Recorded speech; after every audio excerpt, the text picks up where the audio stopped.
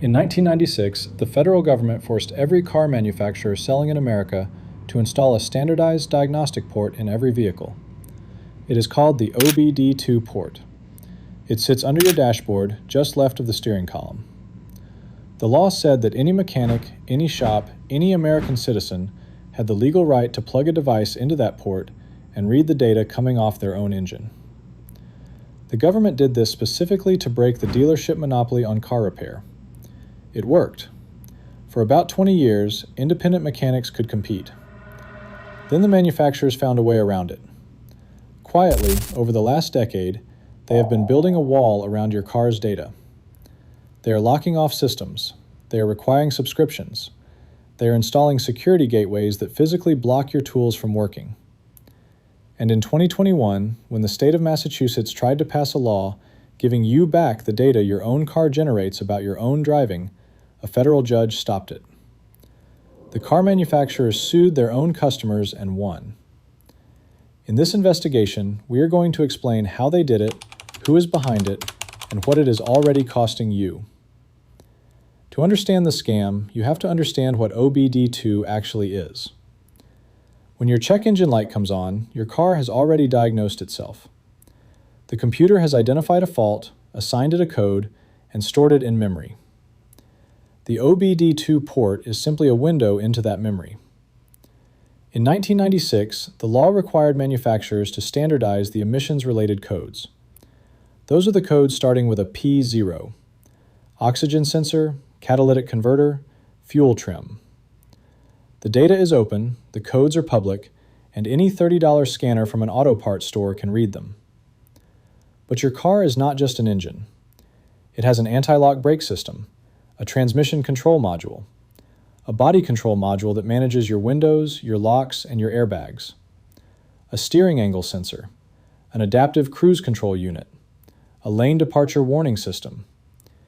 Each one of these systems generates fault codes, performance data, and calibration values. And none of that data is covered by the federal mandate. It is covered by the manufacturer. And the manufacturers decided that data belongs to them, not to you, not to your mechanic, to them. This is where the first villain enters. His name is the Secure Gateway Module, and General Motors, Stellantis, BMW, Mercedes-Benz, and Volkswagen have all deployed versions of it in their vehicles. Here is how it works. Starting with Stellantis, the parent company of Ram, Jeep, Dodge, and Chrysler, in 2018 they began installing a device between the OBD2 port and the rest of the car's computer network. You can plug any scan tool into the port and it will read the basic emissions data just fine, because the law requires it. But the moment you try to send a command to the car, reset a fault, calibrate a sensor, program a new key, the gateway intercepts that signal and blocks it. The car ignores you. The only tools that can speak past that gateway are tools that carry a manufacturer-approved authentication certificate. You know what that means in practice? It means you need a subscription. Stellantis sells technician access in daily and monthly increments. An independent shop trying to fix your Jeep Grand Cherokee has to log in, pay a fee, and wait for the manufacturer's server to grant them permission to work on your car. This is not a security feature protecting you. This is a toll booth. They have inserted themselves between your mechanic and your vehicle and charged admission. But the subscription model is only the beginning. The second villain is module programming, and it is the reason your car repair bill now looks like a mortgage payment. Here is the old world. A transmission control module fails. Your mechanic orders the part, installs it, and drives the car home. Parts cost, labor cost, done. Here is the new world. A transmission control module fails. Your mechanic orders the part, installs it, and the car does not start. The new module does not know it belongs to your VIN. It needs to be flashed and initialized using software that only the manufacturer controls. On a Ford, that software is called FDRS. On a BMW, it is ISTA. On a General Motors vehicle, it is GDS2, and GM charges dealers a subscription fee just to have access to it. Independent mechanics who try to buy access are often denied or charged rates that make the repair uneconomical. So your mechanic hands you the keys and says, "Take it to the dealer." The dealer charges you $180 for a diagnostic fee, then $400 for the programming procedure, on top of the part and the labor you already paid your mechanic. You paid twice for the same repair because a manufacturer decided that a piece of software should sit between a working part and a working car. We have spoken to independent transmission shops whose entire business model has been dismantled in the last 5 years because they physically cannot complete repairs on late model vehicles without dealer-level subscriptions they cannot afford. One transmission specialist in Ohio told us he turned away 11 jobs in a single month because the customers needed module programming and there was nothing he could do. Each one of those customers drove to the dealer and paid the premium. This is not a coincidence.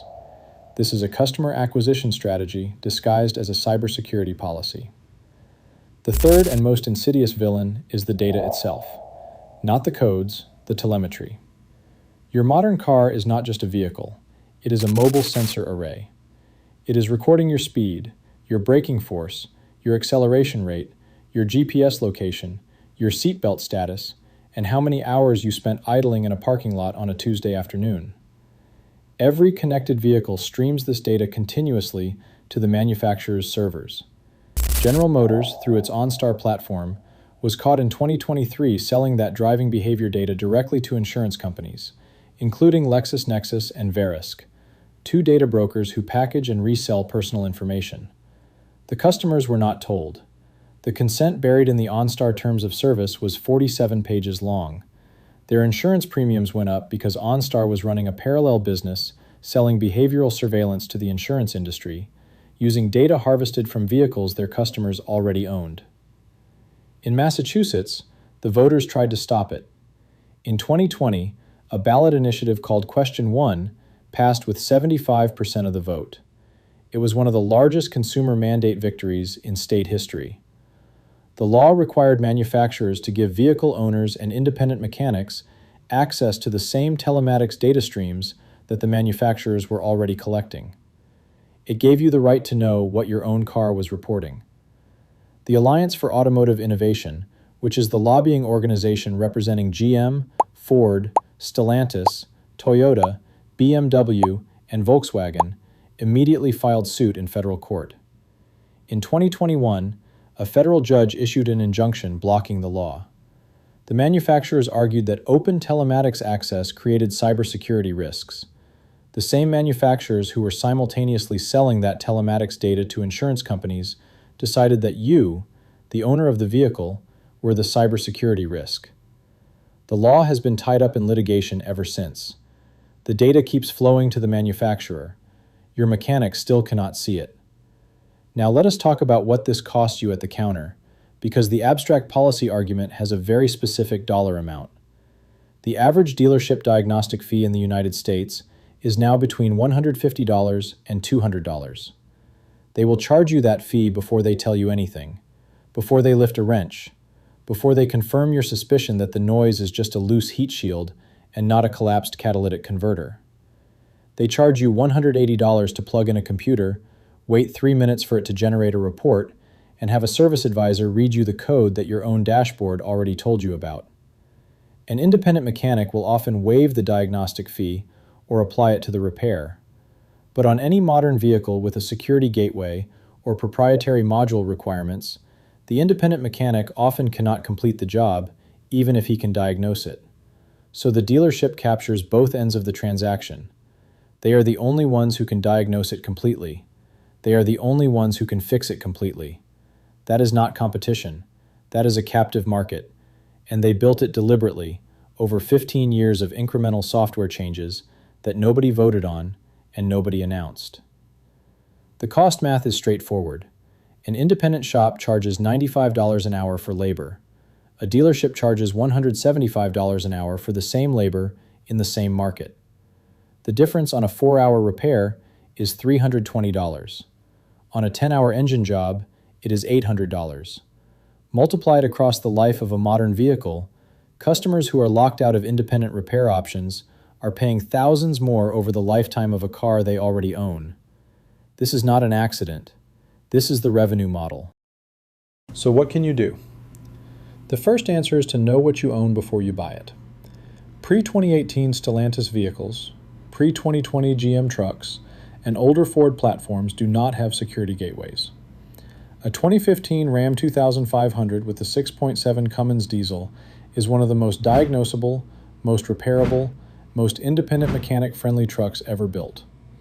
You can walk into any diesel shop in the country, and they will have the tools to work on it. The moment you buy its 2021 replacement, you are in a subscription ecosystem for the rest of your ownership. The older vehicle is not just cheaper to buy, it is cheaper to maintain by a factor of 3 over a decade. The second answer is to buy a quality aftermarket scan tool and learn to use it. For most pre-gateway vehicles, a professional-grade tool like an Autel MaxiSys will access nearly every module on the car. It costs between $1,500 and $2,500 up front, which sounds like a lot, until you remember that you are buying your way out of $180 diagnostic fees for the rest of your life. For a household that owns 2 vehicles and keeps them 10 years, it pays for itself before the third visit. The third answer is to support right-to-repair legislation at the federal level. The Repair Act has been introduced in Congress. It would require manufacturers to provide independent shops and vehicle owners with access to the same diagnostic and repair information available to authorized dealers.